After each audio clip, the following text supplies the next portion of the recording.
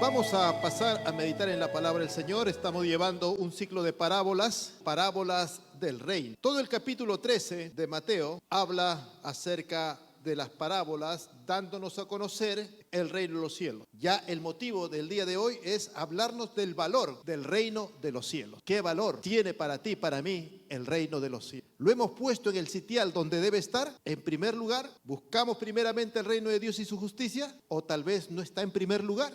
Igualmente, hermanos, si el reino de los cielos no está en primer lugar en nuestras vidas, pidamos perdón al Señor. Volvamos a Jehová, volvamos al camino del Señor. Entonces, aquí nos va a exhortar a ver cómo está nuestra escala de valores. Siempre tenemos una escala de valores, hermano, todos nosotros, ¿no? Hay algo por lo que pagaríamos más, hay algo en lo que invertimos más tiempo, más dinero, no todas nuestras fuerzas. Invertimos más en lo que valoramos más. Se pone el ejemplo, si hay un terremoto y tienes que entrar a tu casa a salvar algo, ¿qué es lo que es primero que salvarías? Salvarías lo que tiene más valor para ti. Y entonces el Señor nos aclara y dice que donde está tu tesoro, allí va a estar tu corazón. La palabra de Dios en este día nos llama a examinar dónde está nuestro corazón, cuál es nuestro tesoro. Entonces vamos a ver el versículo 44 del capítulo 13 del Evangelio de Mateo. Dice así: el tesoro escondido. Además, el reino de los cielos es semejante a un tesoro escondido en un campo, el cual un hombre halla y lo esconde de nuevo, y gozoso por ello va y vende todo lo que tiene y compra aquel campo. El ejemplo que nos pone era un ejemplo muy común en esos tiempos. En esos tiempos habían cierto tipo de bancos, pero no eran como ahora. Pero las personas ricas que tenían sus tesoros, pues, y vivían en esa zona de Medio Oriente, estaban muy inseguras, porque cada cierto tiempo un pueblo se levantaba contra otro pueblo. Un pueblo más grande entraba, saqueaba un pueblo y se llevaba las personas para venderlas como esclavos, saqueaban todas sus riquezas, todos sus valores y dejaban desolado. Hay varios relatos bíblicos de ese tipo, ¿verdad? Que venían los madianitas, saqueaban a los israelitas. La guerra entre 5 reyes y 4 reyes de la tierra de Canaán en el tiempo de Abraham, ¿verdad? Así era de convulsionado esa zona, constantemente en guerra. Así es que las personas ricas, ¿qué hacían con sus tesoros? Llenaban baúles, oro, plata, piedras preciosas, iban a un lugar donde ellos no más sabían y lo escondían, cavaban y lo escondían ahí. Cosa que vengan los saqueadores, el enemigo, y no se lleve su tesoro. Y como era muy celosa por su tesoro, solamente él sabía dónde estaba el tesoro y difícilmente compartían el lugar del tesoro. Daba que mucha gente moría y ese tesoro quedaba ahí escondido por años, cientos, siglos, y estaba ahí ese tesoro. El primer ejemplo nos muestra de una persona humilde, pobre. Posiblemente sea un agricultor que alquila una tierra o va a trabajar alguna tierra para cultivarla y de ahí paga el alquiler al dueño de la tierra. Entonces, esta posible persona era de bajos recursos, que nos muestra en este primer ejemplo. Dice que este trabajador está trabajando la tierra, de pronto suena algo que choca con su instrumento de trabajo y va, abre, uy, un tesoro. ¿Cuántas joyas, cuánto oro, cuánta plata? Entonces dice que la persona lo esconde el tesoro y va luego, vende todo lo que tiene para comprar ese campo. Claro, esta persona humilde vio que con ese tesoro pues podía ser rico para toda su vida, él y toda su generación. Entonces, él entiende de que cualquier cosa que venda para tener dinero y comprar ese terreno va a ser bueno y mucho mejor que su estado actual. Entonces, vende todo lo que tiene y compra ese terreno. Dice que así es el reino de los cielos. Cuando alguien encuentra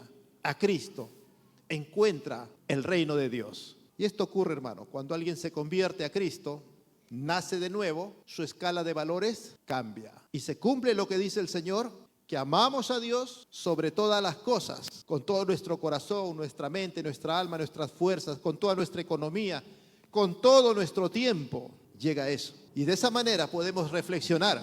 ¿He hallado el reino de los cielos? ¿Estoy en el reino de los cielos? ¿Qué es lo que valoro más? ¿Soy capaz de vender todo lo que tengo? O mejor dicho, tenerlo por menos, las cosas que tengo con tal de estar en el reino de los cielos. Esto nos lleva a reflexionar, hermanos. ¿Qué es lo que tiene más valor para usted? Para mí, tal vez mi negocio, mi trabajo, mi carrera es lo máximo que tengo y cualquier cosa, pero mi carrera no me la quita. Sus cosas materiales o tal vez la familia. Porque dice el Señor, donde está nuestro tesoro, ahí está nuestro corazón. En los primeros siglos y hoy en día también, cuando un cristiano es martirizado, es acusado injustamente y llevado a la muerte, ahí vemos qué es lo que tiene más valor para ese cristiano que está siendo llevado a la muerte por su fe. Le dicen, ¿qué valoras más? ¿Tu vida o a Cristo? ¿Quién no valora su vida? Pero hay algo más valioso aún que la vida: Cristo Jesús. Seguir a Cristo, hacer la voluntad de Cristo, sobre todo valor que podamos tener en esta vida. En este tiempo, ¿qué valoramos más? Valoramos el estatus social, el estatus económico, el estatus académico. Son cosas que valoramos. La carrera, tener una buena carrera, una buena profesión, son cosas que valoramos.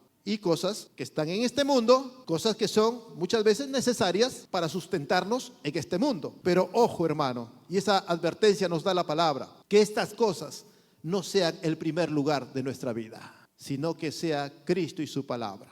No digamos, es muy costoso esto, es muy costoso dejar esto por el reino de los cielos. Hay algo de más valor. ¿Se acuerdan la historia de Ruth? La viuda Ruth llegó de los campos de Moab a Belén. Tenía que ser redimida. Es decir, un familiar cercano tenía que casarse con ella. ¿Para qué? Para redimir las tierras de su esposo. Y el primer hijo que nazca, él heredaría todos los terrenos. El esposo tendría que compartir con ese niño que nace, porque no llevaría su nombre, sino el nombre del difunto. Eso se acostumbraba en esos tiempos. Un primer familiar que estaba apto para casarse con Ruth, redimir las tierras de su esposo difunto, y cuando naciera ese niño de esa relación, ese niño no llevaría el nombre del pariente, sino del esposo muerto, y todo pasaría al esposo muerto, que ahora está representado en ese niño. Así era la ley. El pariente cercano, al ver eso, dijo, no me conviene para mi economía, para mi hacienda, dijo. Es un precio muy costoso, yo no puedo pagarlo. Redime tú, le dijo a Booz, ¿no? Y Booz sí se casó con Ruth, el primer hijo que nació, heredó todos los bienes, y él amó realmente a Ruth y se casó con ella, la redimió. Pero el primer pariente dijo, no, es muy costoso. ¿Cuán costoso es el reino de los seguir a Cristo, hermano? ¿Cuán costoso le está haciendo? ¿Cuán costoso le es renunciar tal vez a muchos valores personales que usted tiene? ¿Cuántas cosas hemos tenido que renunciar muchos de nosotros acá, verdad? Para seguir a Cristo. Tal vez no renunciarlas y dejarlas, pero sí sacarlos del primer lugar de nuestra vida y ponerlos en segundo lugar para que Cristo sea el primer lugar.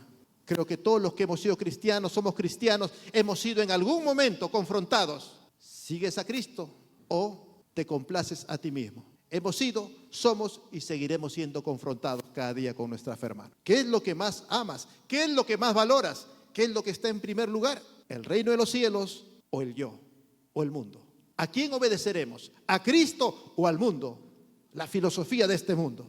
Dios nos ayude, hermano, a confrontarnos y a ver y a reflexionar si estoy realmente en el reino de los cielos. El segundo ejemplo que pone nuestro Señor Jesucristo es sobre la perla de gran precio. Aquí habla lo siguiente: también el reino de los cielos es semejante a un mercader que busca buenas perlas, que habiendo hallado una perla preciosa, fue y vendió todo lo que tenía y la compró. El contexto es que este es un hombre rico, no es un hombre pobre como el anterior. El hombre rico es un comerciante, un mercader de perlas. En Medio Oriente las perlas eran mucho más valiosas que el oro, los diamantes, las piedras preciosas. Las perlas eran muy valoradas en Medio Oriente. Este ejemplo es un comerciante que tenía sus tesoros ya, pero ahora ve un tesoro mucho más valioso que todo lo que hasta ahí él ha tenido. Y él decide vender todos sus tesoros para comprar esa perla de gran precio. ¿Cuáles han sido nuestros tesoros? ¿O cuáles siguen siendo nuestros tesoros? Sería la pregunta. ¿Estamos dispuestos a venderlo, a deshacernos de todo eso para tener esa perla de gran precio? Muchos renunciaron totalmente. El caso de Mateo, el cobrador de impuestos. Él escuchó la palabra, recibió el evangelio, creyó en Jesucristo como el Salvador y dejó todo al instante, dice, y le siguió. Ese es un ejemplo. El apóstol Pablo, todo su tesoro que tenía, sus conocimientos, su sabiduría. El apóstol Pablo estudió en una escuela, la universidad o la escuela de Tarso, en Asia Menor, lo que es Turquía.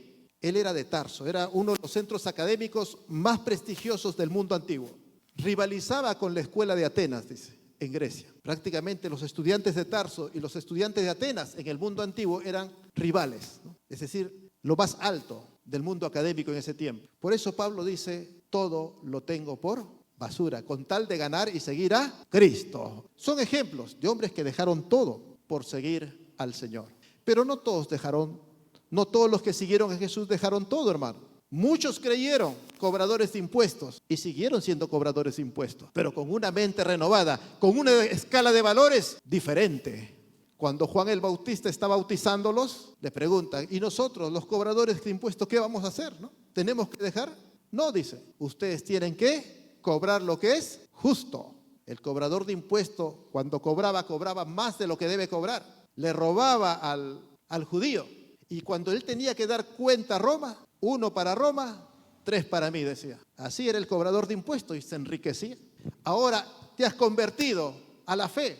Cobra y da lo que es justo. Los soldados le preguntaron a Juan el Bautista, se bautizaron, creyeron en el Cristo, en el Mesías que vendría. ¿Y nosotros qué hacemos? ¿Debemos renunciar? No, les dijo. No extorsionen a la gente, no hagan abuso de su poder.